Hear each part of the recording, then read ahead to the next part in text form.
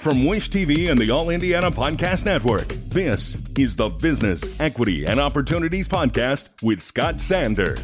Welcome to the Business, Equity, and Opportunities Podcast. I'm Scott Sander. On this episode, April 15th is a big tax deadline, both for individuals and some small business proprietors.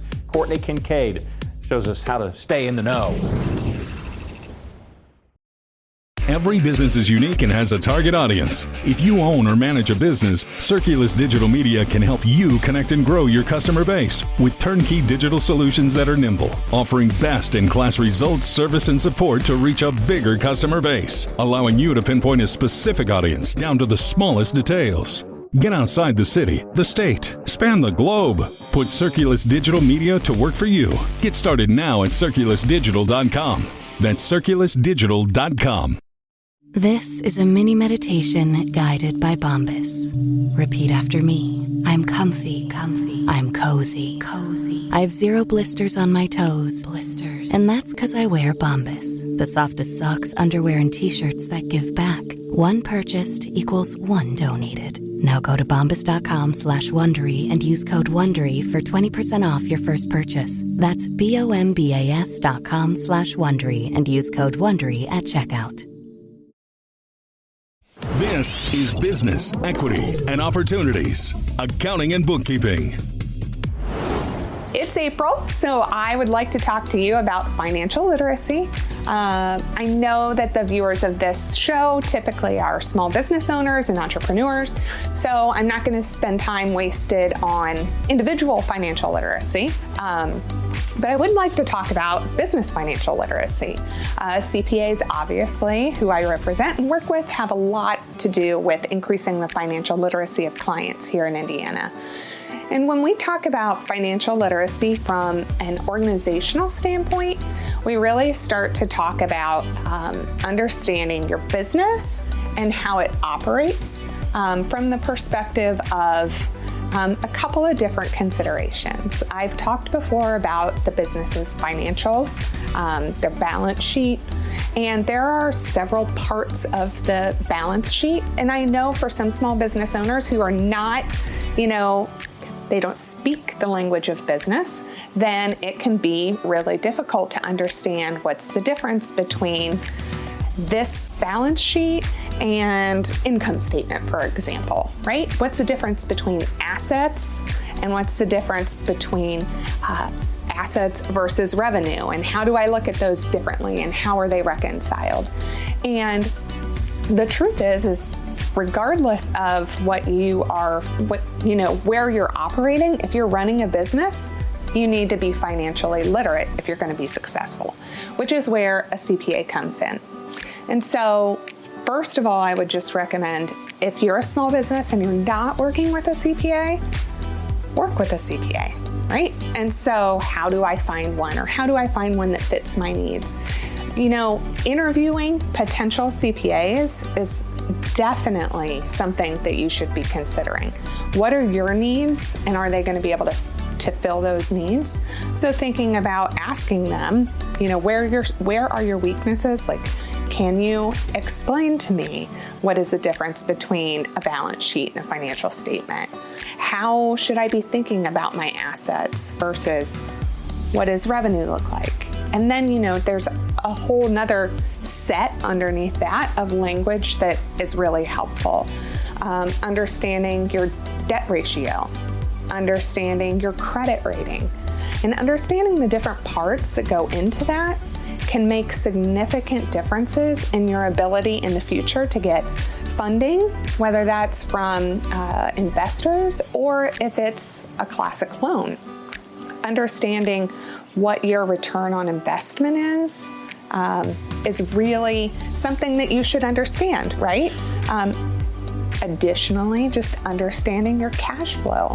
A lot of small businesses have calendar-based ebbs and flows, and so making sure that you do really well in the summer to support when you might not be doing so well and cash flow-wise in the winter, and how that flows and how that might affect when you need to do some lending and borrowing is all stuff that a CPA can help you with. We say that CPAs speak the language of business, which is really great when we're talking about financial literacy because it really meshes well together, right? The fact is that a lot of individuals are financially illiterate in understanding, and it's not something that we're taught in school. And so you can be really great at whatever vertical that you're in, but if you don't have that other component, it's going to be really challenging no matter what. There are a lot of different ways that your relationship could be formed with a CPA, right? So some are more fully embedded, even though they're not a full-time staff, or you might hire a fractional CFO who is more embedded, who is there for a couple of days each week versus 5 days. But in the end, regardless of what that looks like, a good CPA is a trusted business advisor, right? They are the financially literate component. And so even if you have challenges there, a good CFO will be able to help you understand the decisions that you're making and explain them in what we refer to as plain English, right? Because when you get into it, sometimes you're like, oh my gosh, what are these people around the table talking about? I'm not sure. They're your translator. So making sure they're in important meetings with you, making sure they're reviewing important documents, making sure that they're involved on the front end is really, really helpful, especially as you're a small or starting out, to make sure that you have everything set up properly to reap all the benefits. Having a CPA help you determine what systems you need, and whether that's from payroll, whether that's accounts receivable, having systems that talk to each other, that they understand your needs as a business and the capabilities of certain technologies, they're a great resource for that technology component in managing the finances, which is much like we talk about cybersecurity or business advisory services. It is not something that necessarily comes to mind immediately when people think about what their CPA can do for them. But in that trusted advisor role, it really is a holistic view of your financial picture.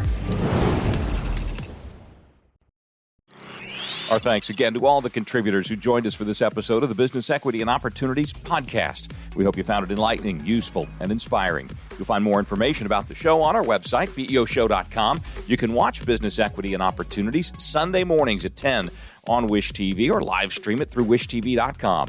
Each week we provide 7 full segments with topics ranging from how to get started and how to access capital to the day-to-day running of your business and questions about accounting and bookkeeping. We feature business news and trends and always share a success story from one of our contributors. Join us next time for more insights into the world of small business. Be sure to sign up for our Business Equity and Opportunities newsletter to get even more valuable, up-to-date information. And if you have any questions or you'd like to be part of our show, please email us. The address is beo@wishtv.com. We'd love to hear from you. I'm Scott Sander. Thanks for listening. Watch the Business Equity and Opportunity Show on Wish TV and access all of our content and share it on demand anytime at BEOshow.com. You can find more podcasts from Wish TV on the All Indiana Podcast Network at allindianapodcastnetwork.com.